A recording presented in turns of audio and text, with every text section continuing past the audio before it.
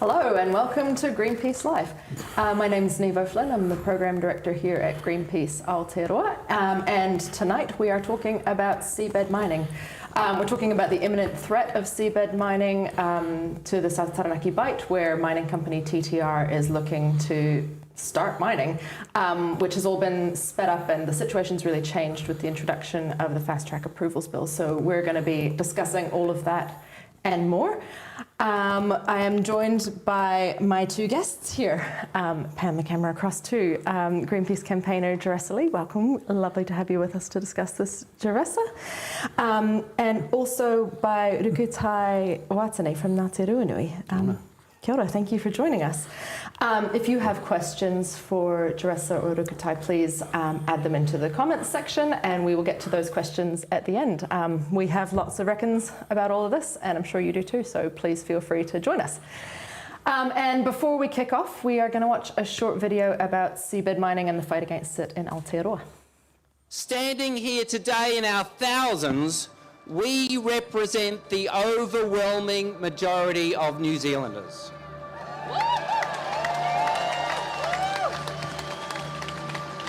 And we say to this government, you must listen to the voices of the nation, not the dollars of your donors.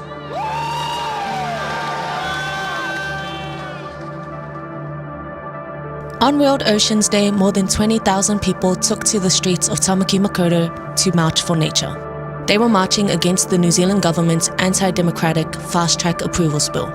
People are outraged that the bill will allow companies to ignore environmental protections and pollute and plunder the land and oceans without any public scrutiny.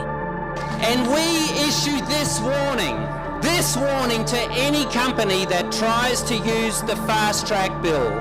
None of your illegitimate resource consents can be guaranteed. Future parliaments can repeal every single one of the resource consents issued under this corrupt Fast Track Bill. One of the first projects that could go ahead under this bill is seabed mining off the coast of Taranaki. Unless it's stopped, this could be the world's first commercial seabed mine. The Australian-owned company Trans-Tasman Resources is planning to suck up 50 million tonnes of iron sand every year for 35 years to extract vanadium, iron and titanium. Experts say it will have a devastating impact on marine life, such as the rare pygmy blue whale and the critically endangered Maui dolphin. They say sand mining would dig up a large area of the seabed and dump most of that over a huge part of the South Taranaki Bight. There are many organisms that would die if even the tiniest little bit of sediment landed on top of them. Under the fast track legislation, Trans-Tasman Resources could get the go-ahead to mine despite losing numerous legal hearings and facing fierce opposition from the local Indigenous iwi and hapu, environmentalists and the community. If they are given permission to mine the seabed, that could open the floodgates to this dangerous new industry to gain a foothold here, across the Pacific and around the world. It's a new emerging industry that it will kind of begins to give social license. I think especially if it's us here in Aotearoa, New Zealand, we are seen to be a bit more conscious of our environment, and basically I think that would give social license to other wannabe seabed deep sea miners to pursue more aggressively pristine parts of our ocean, unknown and unexplored parts of our ocean. In Aotearoa and across the Pacific, generations of Indigenous peoples have suffered from colonialism and extractive industries that have harmed our environments, including the moana. This continues to cause biodiversity loss, accelerates the climate crisis, and impedes human rights and health. New attempts to mine the seabed here in Aotearoa by Trans-Tasman Resources, as well as attempts by the metals company to mine the deep sea of the Pacific, are modern forms of colonization and exploitation of culturally significant Indigenous marine spaces that extractive industries would call a vast marine desert. We must resist. And expect resistance from the people of Aotearoa. There will be no seabed mining off the coast of Taranaki. folks. We will stop them. We will stop them just like we stopped the oil exploration companies. We disrupted them until they gave up. And we're back. So Rukutai, let's start with you. You've been in this fight against Trans-Tasman Resources in Taranaki since the beginning. Can you tell us a little bit about your experience of that?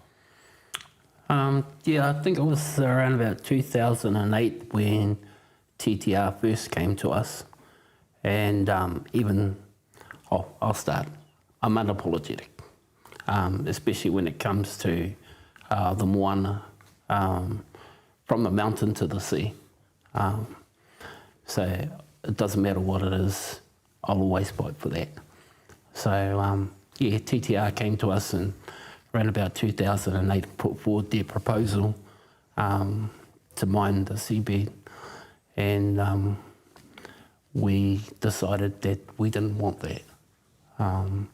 We wanted to keep our waters pristine, and you know, the sea has, like Russell was saying, you know, we have a lot of sea life that depend on their ecosystem. And so what we see is that TTR coming in to mine that will destroy all that. It'll destroy the habitat of all the life that's in there. 35 years is a long time to be mining 24/7. They tell us that if it gets over, I think it was about 4 or 5 meters, then they can't mine. But mine is that if they do that, then where does it give life time to recover? It doesn't. And so from the smallest ecosystems in the sea to the largest, it's going to be devastating. Not just for the marine life, but also for all the hapu and iwi that are along that coastline. With the sediment coming back onto the land, it's going to kill all our kai beds that we go to get our take from the seafood. And yeah, so with all that destruction, you know, then that also impacts on iwi as well. So so when TTR first came, we decided we didn't want to pursue that. And so here we are, been to court with TTR about 3 times now, and we've won every time. Now that they've come in with the fast track legislation, it just gives them scope to bulldoze and run roughshod over all of us. Yeah, so, and that's where we are today.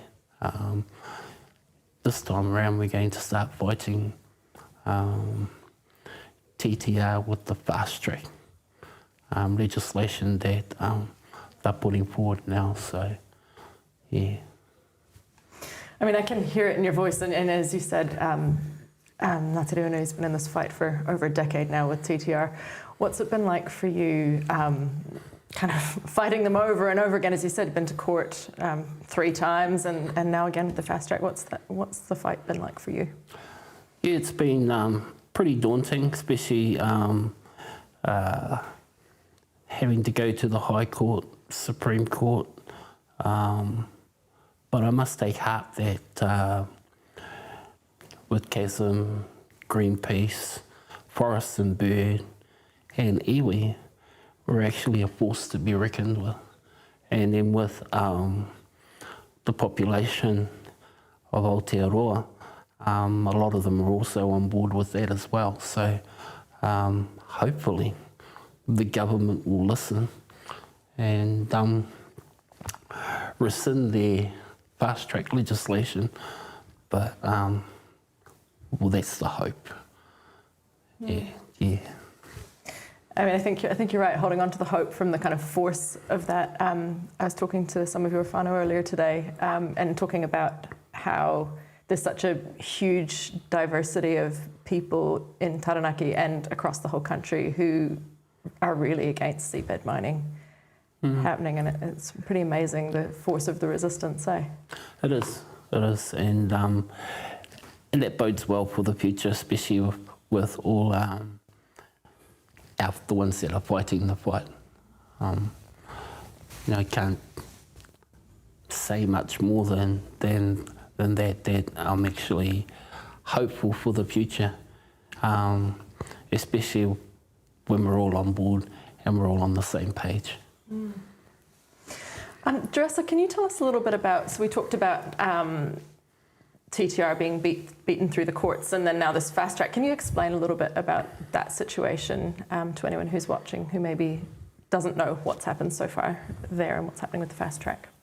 Yeah, so the fast track approvals bill essentially means that there will be 3 ministers who will get to approve projects that they think are significantly are of national significance without having to satisfy the usual checks and balances, so go through the tests of our legislation that protects our environment and our communities. And what that means for TTR is that so far TTR haven't been able to adequately prove that their project is safe, which is why it's been declined at every court. And so what this would mean is that, when we talked about the EPA was the last hearing that began in March, and then TTR pulled out of that process and indicated that they were going to use the fast track approvals bill to bypass all those checks and balances and hopefully get their project off the ground. And so what that means is that TTR could get to mine the seabed without any care for the environment, without any care for the community, for iwi and hapu, and all the communities around the Taranaki, around the coast there.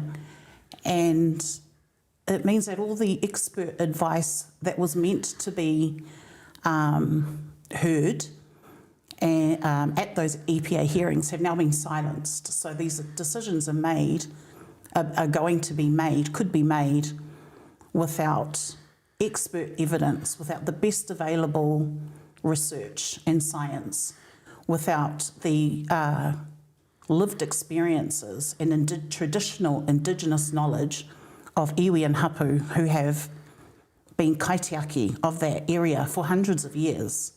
And a decision, it's just like a very kind of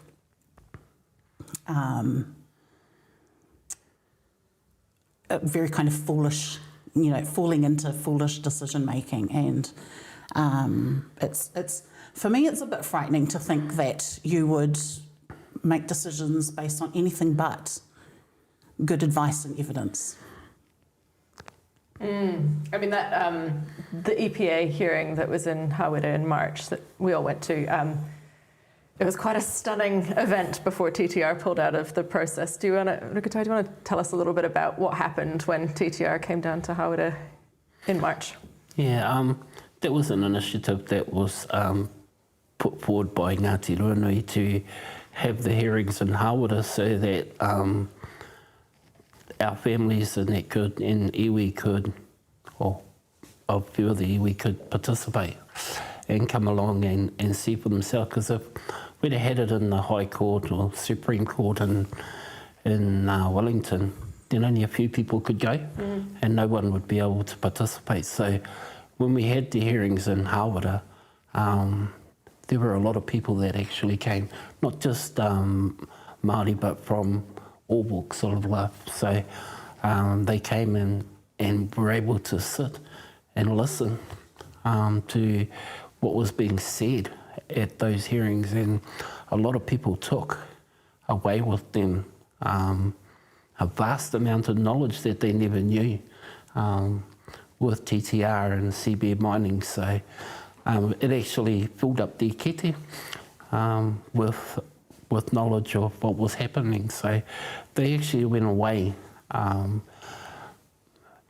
up with the play, sort of to speak. So yeah, and then all the evidence that was given by the people that were giving evidence at the time before TTR decided to pull out and go the fast track. It was really going really well, and I actually thought that the presiding judge at the day was really honest and made an attempt to listen to all those parties and you know, call a spade when things weren't going well. So I thought that panel that was there did really well. And a lot of our people and others went away feeling the same thing. And then the downer was that TTR decided to pull out. So it wasn't expected, but we should have expected that. Do you have anything to add to that, Juressa? Yeah, I just, so I attended the last day of the EPA hearing, the first stage of that EPA hearing, and I really got the sense that TTR had never moved beyond what they had come to previous court hearings. So it felt very, I expected that they would want to utilise the fast track approvals bill. And so really now, my sense of the fast track approvals bill is that it will be, I guess, like a scapegoat for dirty, polluting projects, for dirty, polluting extractive industries, and who are deliberately trying to evade or circumvent those, you know, as I said before, checks and balances to make sure that they're doing the least harm possible to our environment and our people. Yeah, it certainly really struck me that, you know, as you say, TTR were there without any real new evidence from the first time they'd gone through the EPA process. They hadn't updated their climate science, nothing. And so they kind of hadn't bothered to pull together good evidence. And as you said, Rukutai, it seemed like the panel wasn't particularly impressed with them. No. And then at the same time outside, you've got this huge crowd of people protesting, saying no seabed mining, and a huge diversity of people outside watching them come in. And then it felt like they were like, ooh, this is too hard and we're probably going to lose.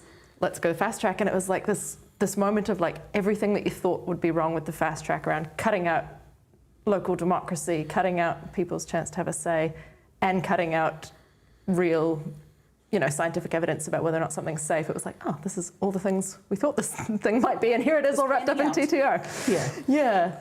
So yeah, it was pretty phenomenal. There was something about the lawyers for TTR on the second day turning up a bit early so they didn't have to face the protests. Were you there for that? No, I think I got there late as well. Not too early in the door.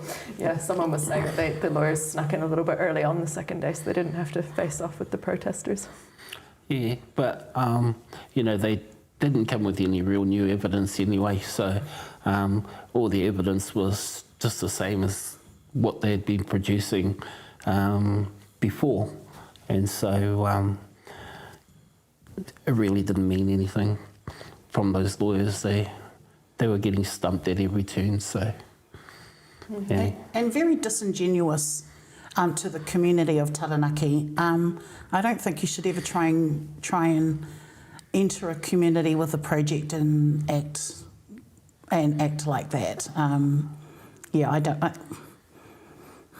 They definitely weren't there to try and work with the community, and I think that's been their problem the whole time. Not listening to the community. So Rukutai, you mentioned how the experts from the anti-seabed mining side, or didn't get a chance to be heard. Can we talk a little bit about what the impacts are of seabed mining in the South Taranaki Bight? What are the impacts on wildlife?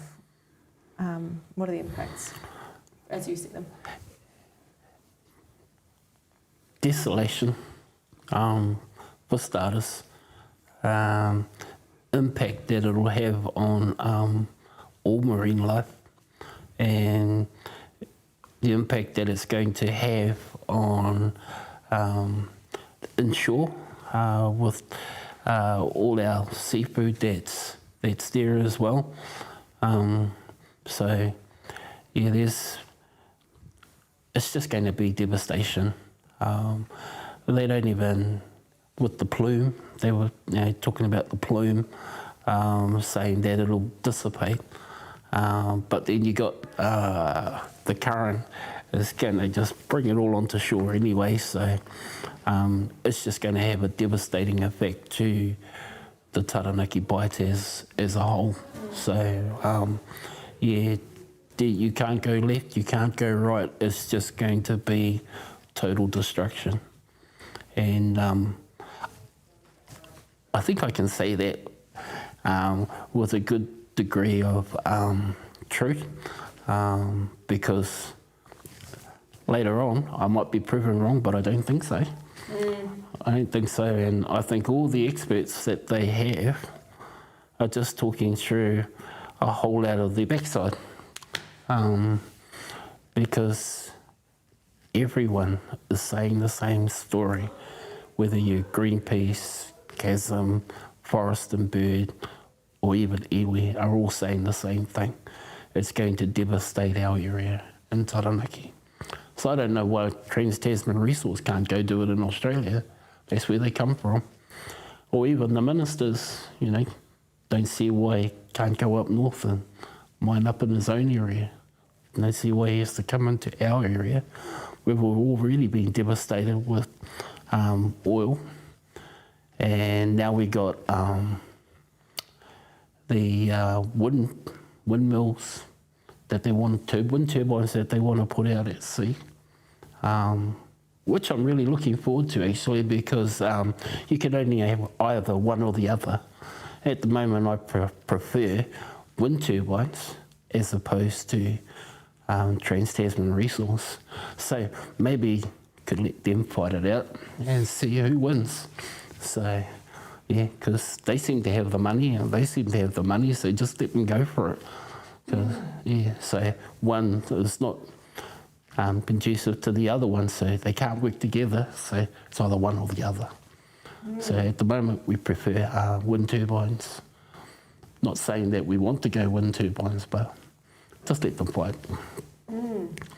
Maybe for any viewers that don't know what's happening with the wind turbines, would one of you want to explain what happened there?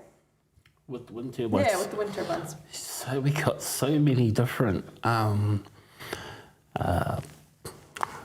groups out there from over the world that are coming in. We've had them from Germany, we've had them from the North Sea, so wanting to come in here and apply their wind turbines out at sea. So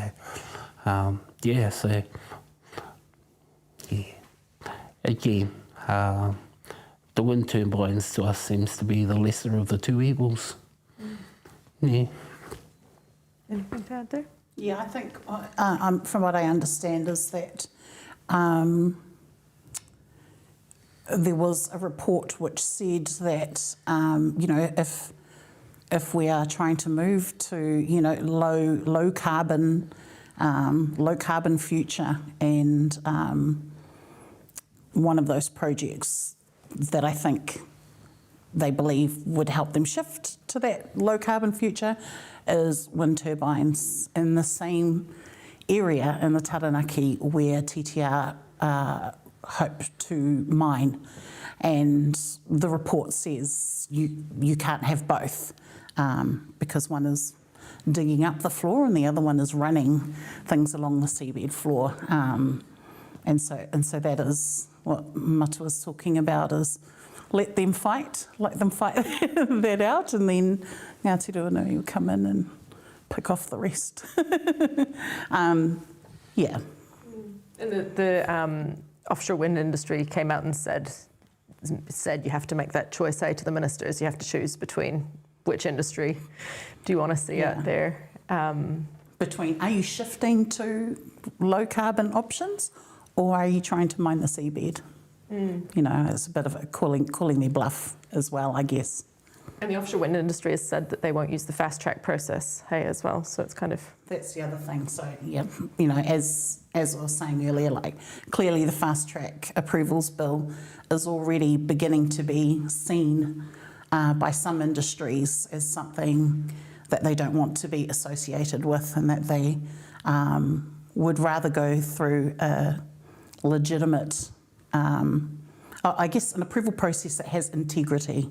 Yeah, and the fast track approvals bill doesn't. Yeah, well said.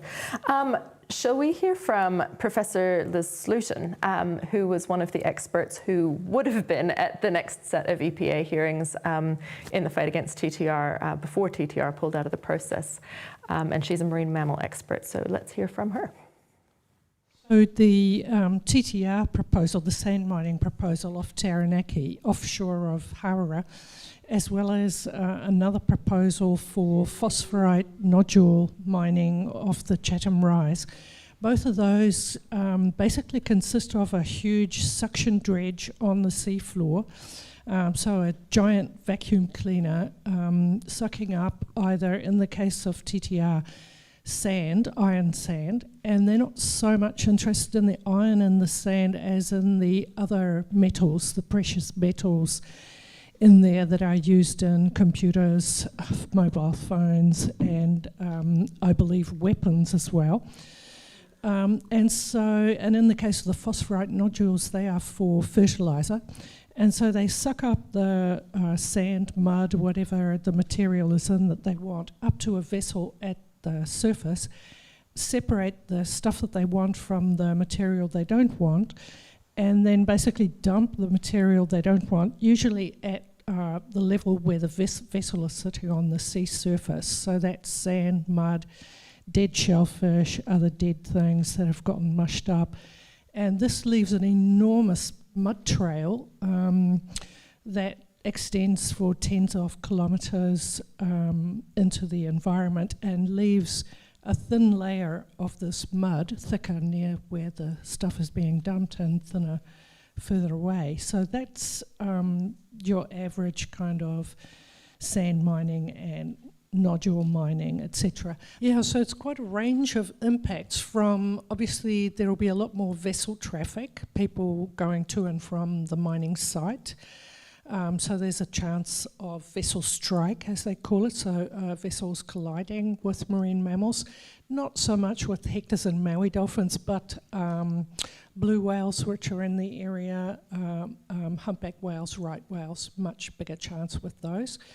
Some of those whales, humpbacks and right whales in particular, might easily get tangled up in the various pipes and wires and stuff like that going from the seafloor back to the surface.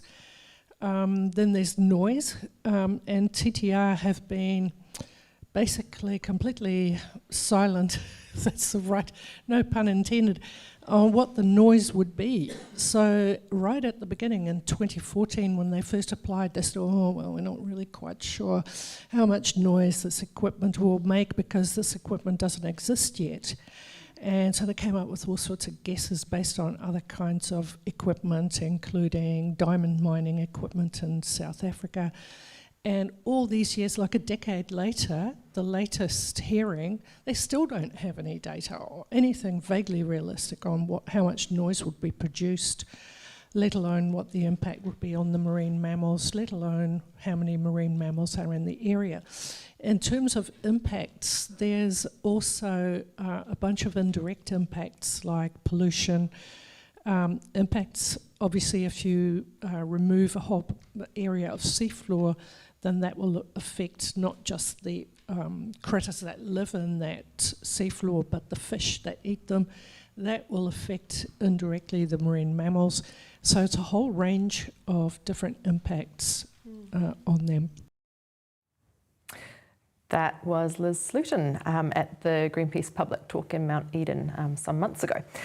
Juressa, do you have anything further to add about the impacts on wildlife or otherwise that might happen if Trans-Tasman Resources were given the go-ahead to seabed mine in the South Taranaki Bight? Yeah, I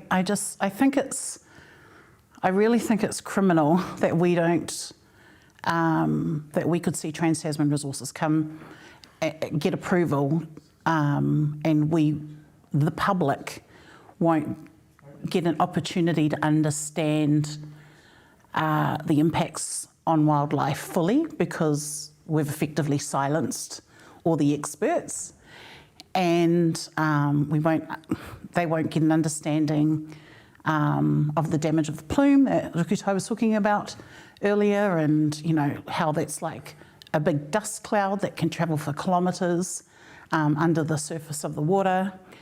And then the public don't even get a chance to consult back and give that feedback in this, through this fast track approvals bill process. And I think, beyond marine life, there is the Māori world view that these ecosystems we are part of. And so when we're talking about the wellness of the moana, we're also talking about how that affects the wellness of the whenua and the wellness of the hapu and iwi, and our communities. And these are conversations that will be missing from those decisions that could be made about all of us. Do you have anything to add to that? Yeah, no, I'd just like to pick up where the tuahine was about, especially the cultural ramifications of what is happening, especially from a cultural perspective.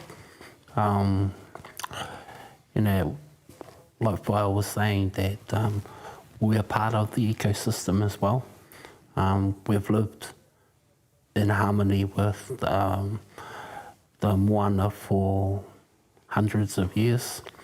We have a saying, especially from the mountain to the sea, especially in Taranaki, with all the tributaries coming off it, all flowing off into the maunga of the Taranaki Bight there, and how that's going to impact us in the future, because it's not just in the moana, it's also in our rivers and that as well, the devastation that's happening. So when I look at it, even some of the scientists and that say that we all evolved out of the sea.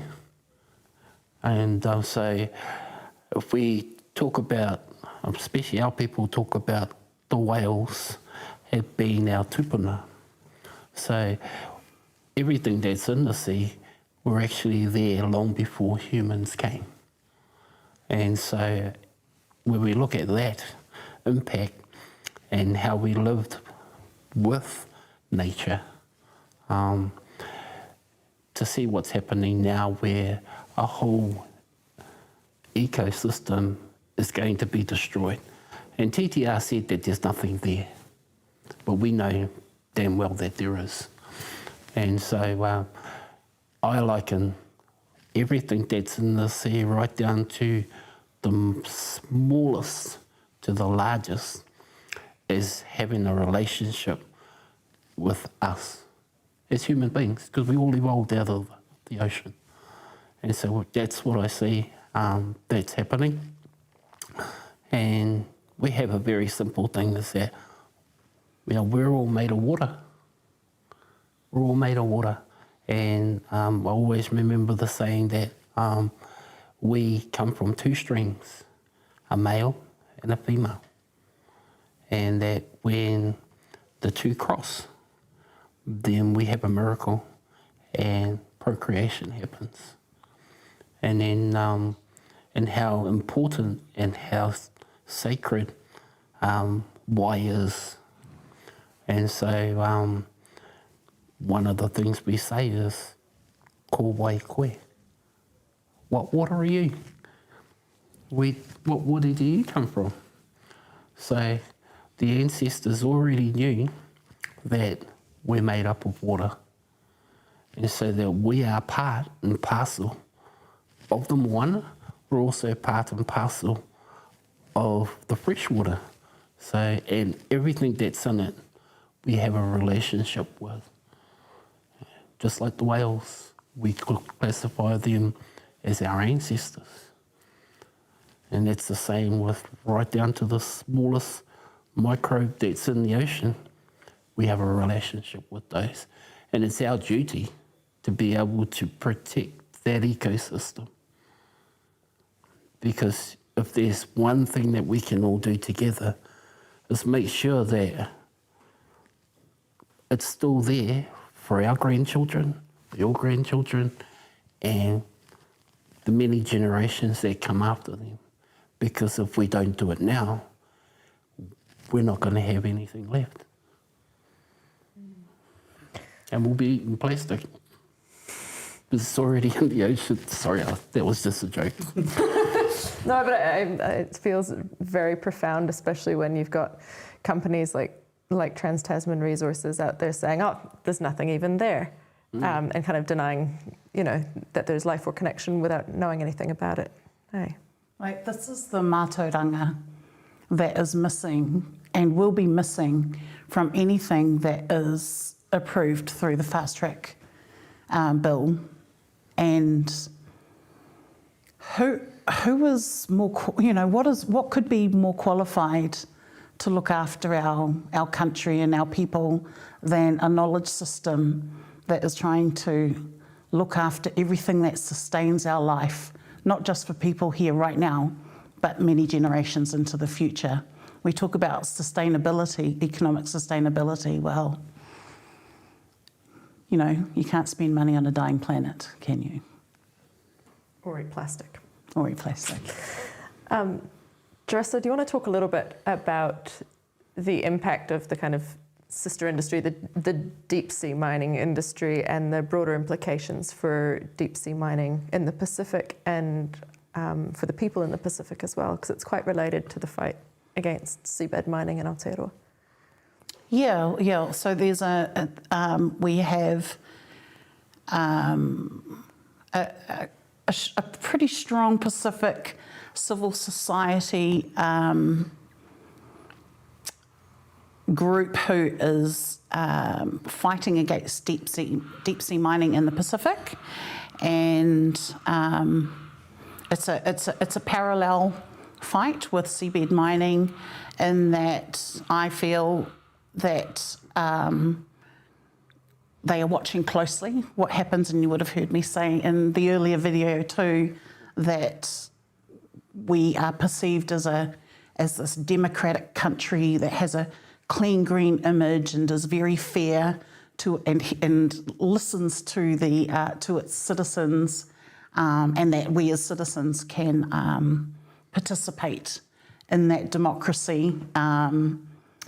And so they will be looking at us, and if seabed mining gets the go-ahead here, I feel that will give social licence to deep sea miners elsewhere, and that would be also catastrophic. And these wannabe deep sea miners are saying that at the bottom of the seafloor there are these potato-looking polymetallic nodules, like little rocks, and that they contain precious minerals and metals that are necessary for a shift to a greener future, to electric vehicles and greener industries. That's the greenwash that they will tell you. But similarly with seabed mining, we don't know enough, and this is mining based on the wants of colonial extractive industries, and without consideration of all the impacts, the ecological impacts, the cultural impacts. We have Gerard Barron of the metals company, who talks about the deep sea, the deep sea as being as having nothing there, and being a much better and alternative to problematic landmines. Hinting that, they're like human rights, there wouldn't be an issue with human rights. But actually Aaron really cares about all of those human rights issues too. But we also know that starting mining anywhere in the world has never stopped mining anywhere else in the world. And also for Indigenous Pacific peoples, for them, home is more ocean than land. And so his statement is incorrect. And that's just, just like TTR, it's another case of people who have no idea what's happening, and have no idea about they're not from there, they're not Indigenous to there, they haven't been, kaitiaki caretakers of those waters, navigated those waters before, and ignores the, the traditional Indigenous worldview of all the people who have traversed the Pacific Ocean, and who live amongst all the Pacific nations, and as if they know everything, and we know that the deep sea is vastly unexplored and unknown, and that's the danger.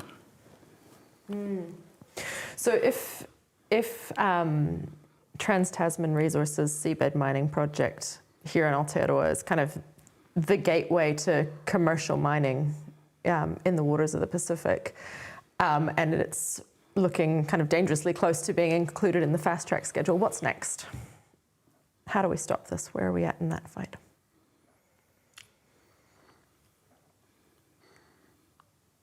Protest. You're at Greenpeace, you don't have to whisper the word protest.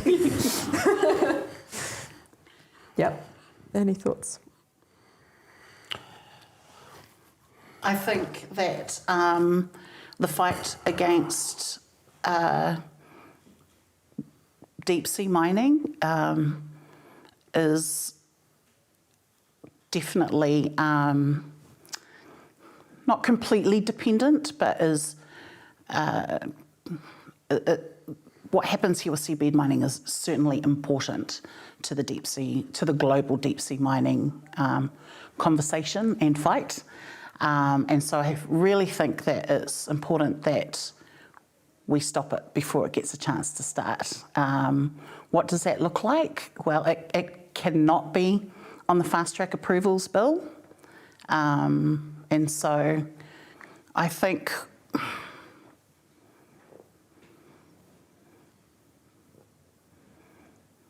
I'm trying to avoid saying what you were trying to avoid, Matua. But, I think ultimately that we want it to be excluded from any fast tracking. And if it is, I think Russell's already set the tone. Resistance, and we will resist. Yeah, and that's exactly what I was saying, is that Ngāti Ruanui won't let it go. We will fight to our very core for the moana. Like I was saying, it's not just for us, it's for all of us. And I think that, we need to carry on. We've come this far. And so we've been at it over, 2008, nearly 20 years now, coming up. Another few years, and we can't give up. Just got to keep going, And we've been using a lot of our own resources to do that as well. So, and we're hampered at every turn. We're always acting in a reactive stance as opposed to a proactive one. So, especially when it comes to the Crown and the government. So we'll just carry on fighting. That's all we can do. And protest whenever we can. You know, so long as the protest includes all of us. You know, so it's pretty hard to go by yourself as an iwi.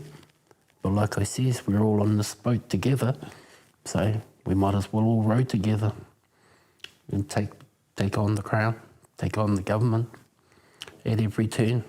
So. And I think that's important too for us all to remember, is that this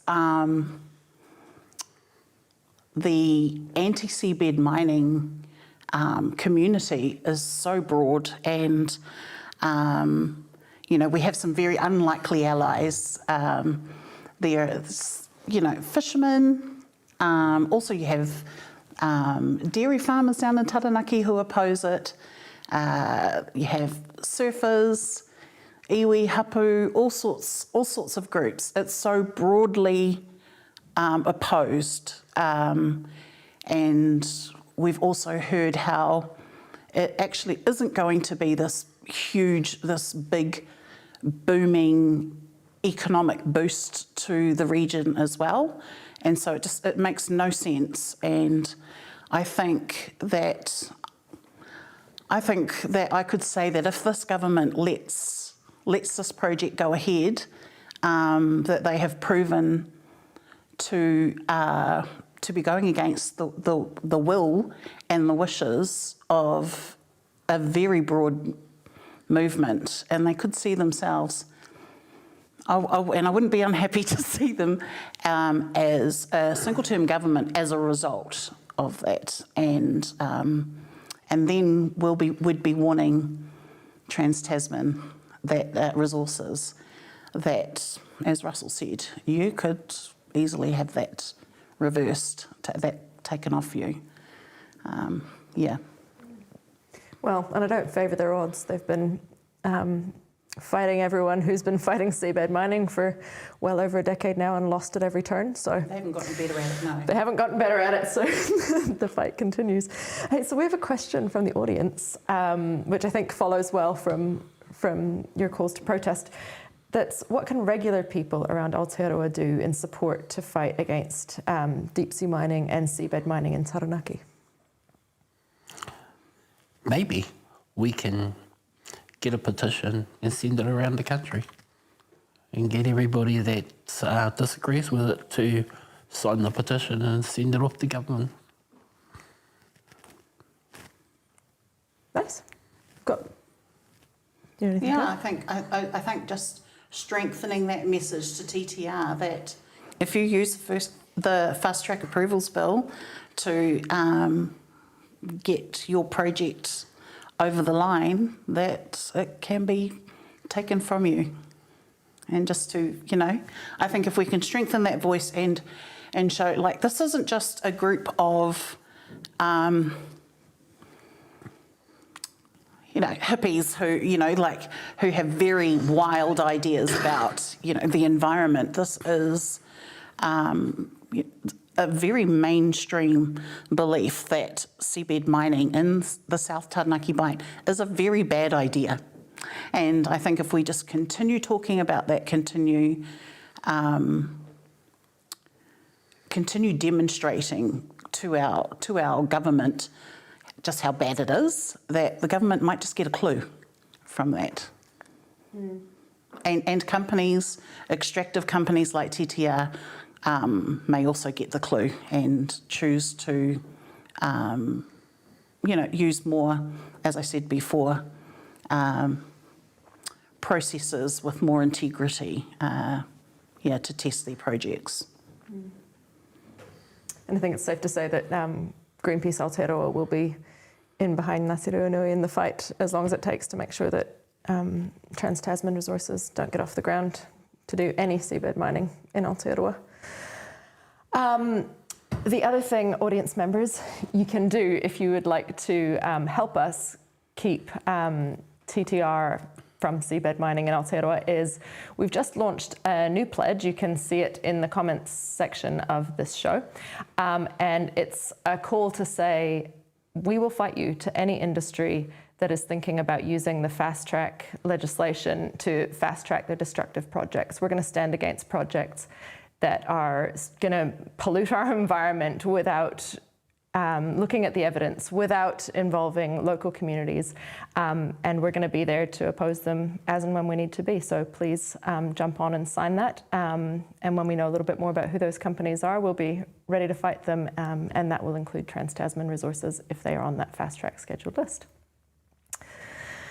I want to thank you both so much for joining us tonight. It's been really lovely to talk to you, and thank you so much, Rukutai, for coming up from Taranaki to join us for this. It's really wonderful to talk to you and to hear all about this fight that you've been in for such a long time. Really appreciate having you. And Thank you. Lovely to have you here too. As always, let's keep the fight going. Thank you very much, and you will see us in 2 weeks for the next Greenpeace live show.